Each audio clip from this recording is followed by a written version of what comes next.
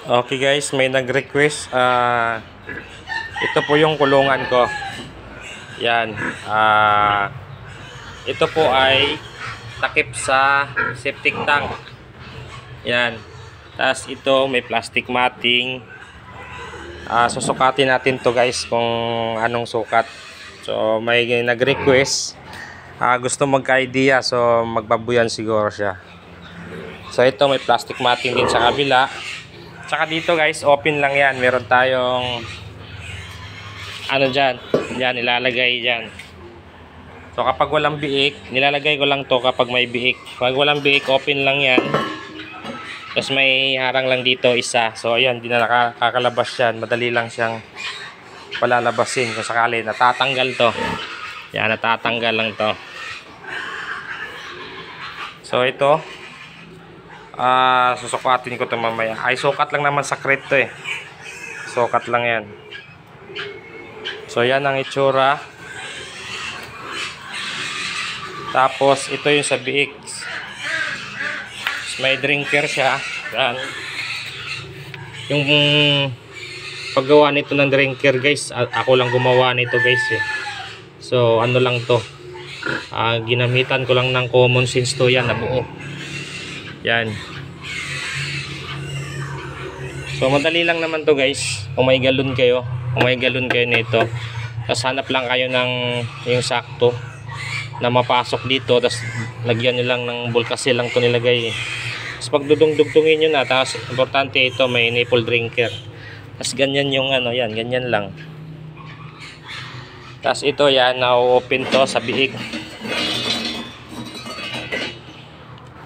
Tapos ito, yan, septic tank po itong buo nito.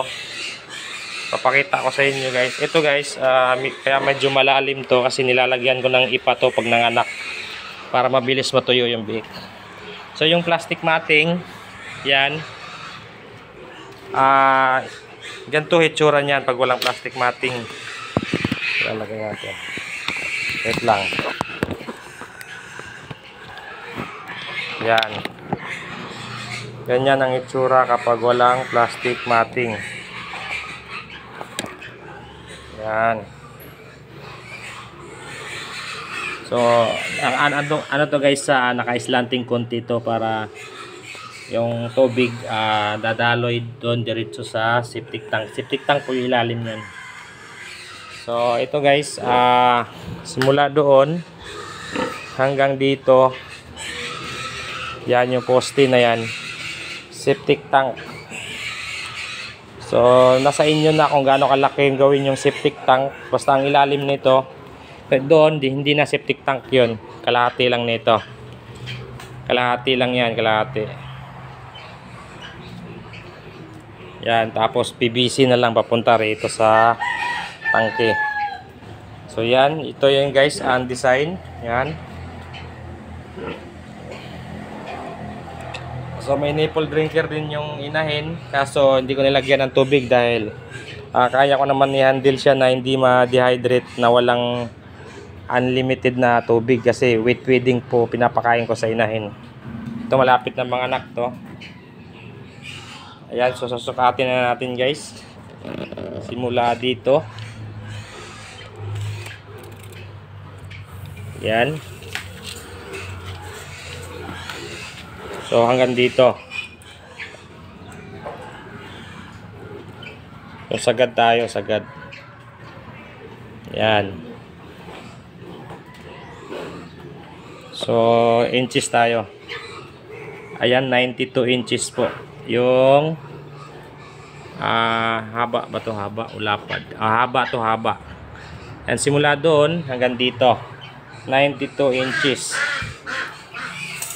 So may nag-request.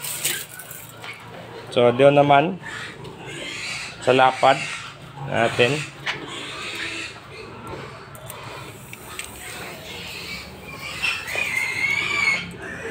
so ayan, 98 inches po.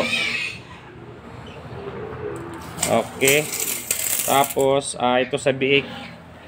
Sa biik simula dito, yan, kanto sa kanto, 44 and a half.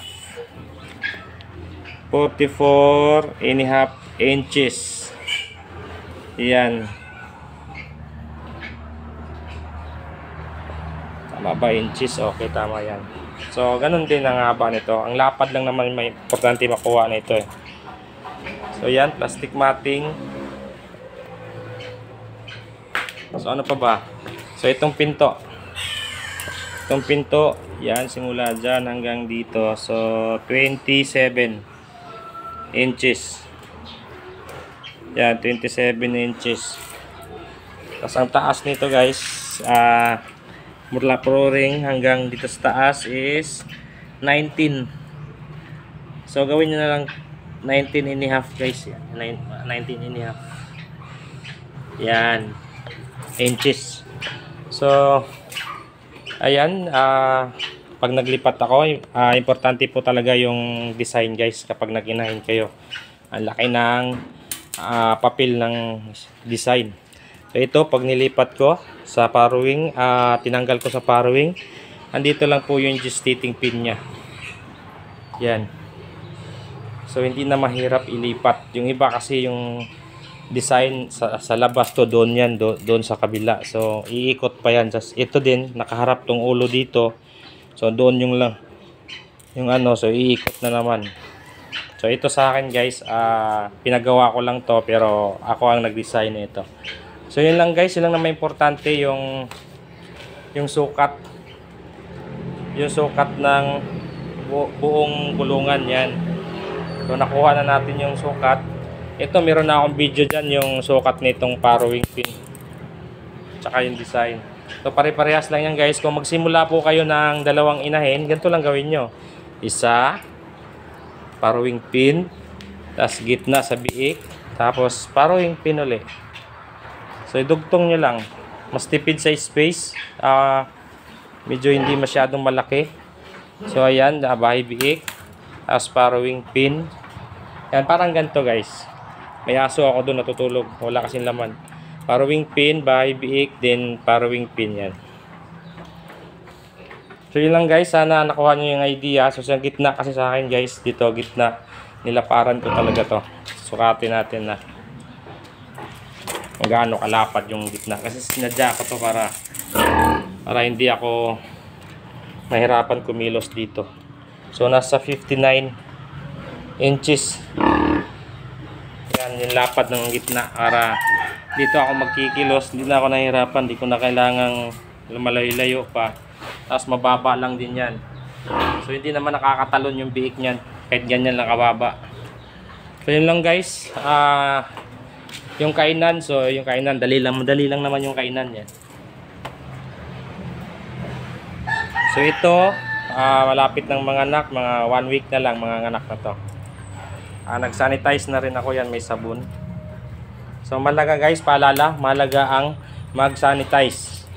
Ang cleanliness po talaga sa inahin, dahil nakasalalay po yung health ng ating inahin sa kalinisan. So yun lang guys. Ito yung iniay ko. Yan.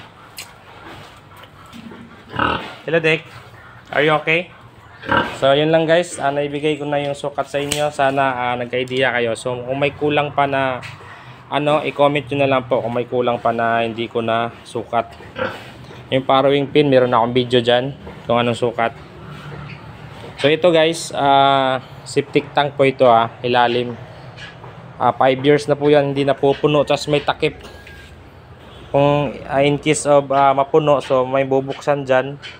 So mababawasan natin. So 5 years na to, hindi pa napuno kasi winawalis lang natin yung dumi. Winawalis lang natin yung dumi. So papakita natin yung dumi. Ayan, winawalis ko guys. Ito, may nakalagay. So nilalagay ko dito. Yan. Gumawa ko ng compost pit, nilalagay ko.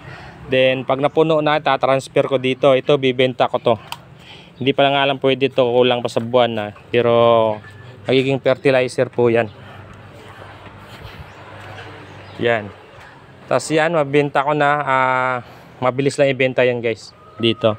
So pag napuno to, transfer na, mapuno yon, transfer na naman dito, benta ko na naman. So may pera sa dumi guys. 100 din ang sako nun guys, ng fertilizer. So ito na po ang design. So masyadong mahaba na. Yan lang guys, mahalaga po na may septic tank yung ano natin po. Walang kanal ho tong ano ko guys, babuyan. Wala akong kanal to.